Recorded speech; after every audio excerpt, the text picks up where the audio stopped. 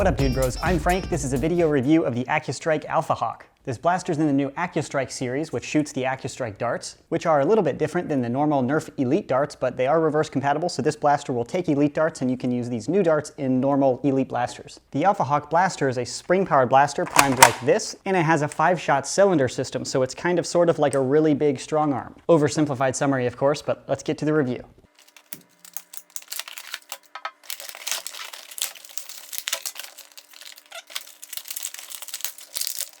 Included is the blaster itself, a few Accustrike darts, the bolt handles, which come detached, and the instructions.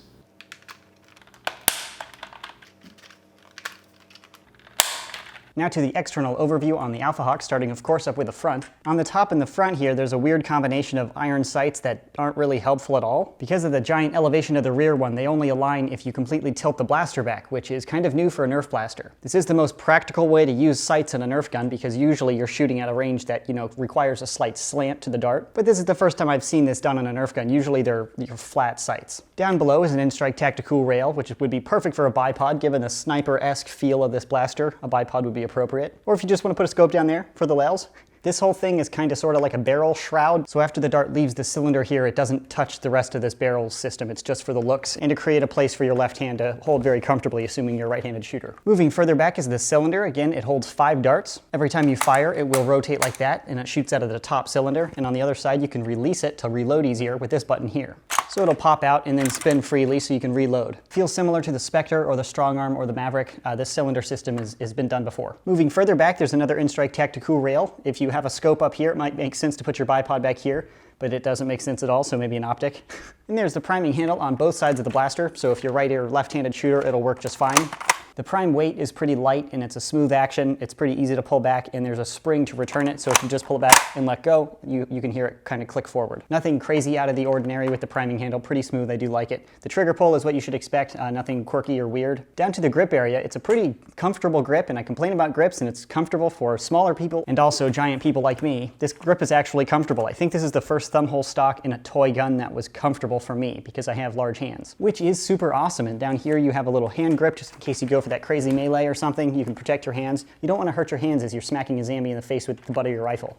That would hurt. Hands are sensitive, man, when you're getting all melee style and stuff.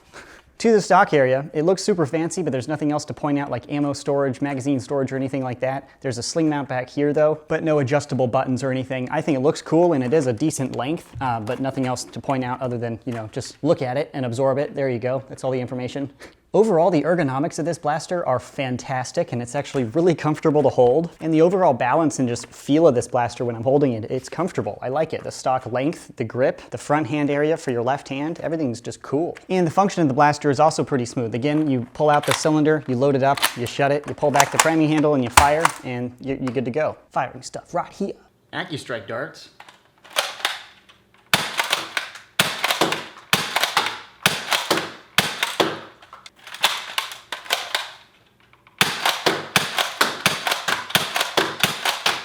Now some Elite darts.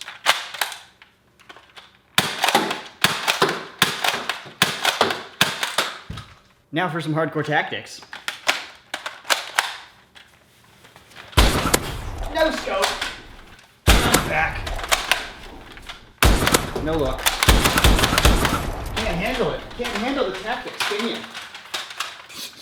Shooting the blaster is pretty fun. As I mentioned, the ergonomics of the blaster in general make it really comfortable, and it has a pretty smooth, as expected action. Priming it and stuff, it feels kind of nice shooting. It's fun. I put this blaster up on my chronograph and I got an average of 70 feet per second with Nerf Elite darts and 66 feet per second with the Nerf Accustrike darts. It includes Accustrike darts and I would recommend using these over Nerf Elite darts, but I'm giving the Elite dart chrono readings because you can compare those readings with readings of the past on my channel where I've also measured blasters with Nerf Elite darts. Chrono readings are really only fair if you compare different blasters shooting the same projectile because the weight of these are different, so they're going to shoot them differently. So overall opinion on the Alphahawk. Overall, I like the blaster for what it is. If you're an HVZ player or a competitive Nerfer, I would argue against a 5-shot cylinder blaster being a primary, especially when there's like something like a Strong Arm, which holds more, 6, and it's way smaller. That could be used effectively as a secondary, but something this large, you're gonna spend most of the Nerf game reloading. That being said, for what it is, I think the Alphahawk is a great blaster. It's very comfortable to hold, as I've mentioned. The ergonomics are fantastic. It's smooth to operate. I didn't have any jams or malfunctions. It shoots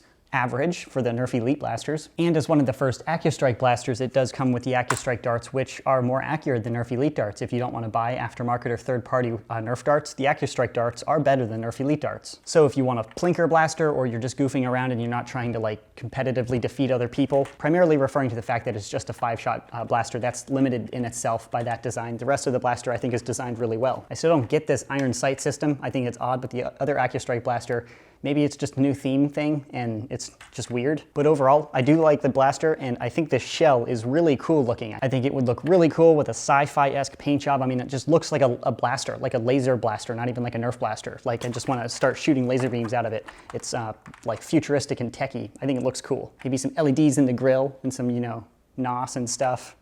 Never mind. Like the Civic of Nerf blasters. Yeah, that is my review of the Accustrike Alphahawk. I purchased this one on eBay because it wasn't available locally until I went into Toys R Us today and totally saw it on the shelf for like half the price that I paid for it on eBay. So check Toys R Us maybe, but it's a newer blaster, so it's not like everywhere quite yet. I'll put links in the description box below when I find them. Otherwise, just search Alphahawk into all the retailers that you regularly buy Nerf blasters from. Yeah, so that is my review and opinion on the Accustrike Alphahawk. Hopefully I provided everything you need to know whether or not you'd like to purchase one. That's it. Thanks so much for watching, and as always, stay tactical.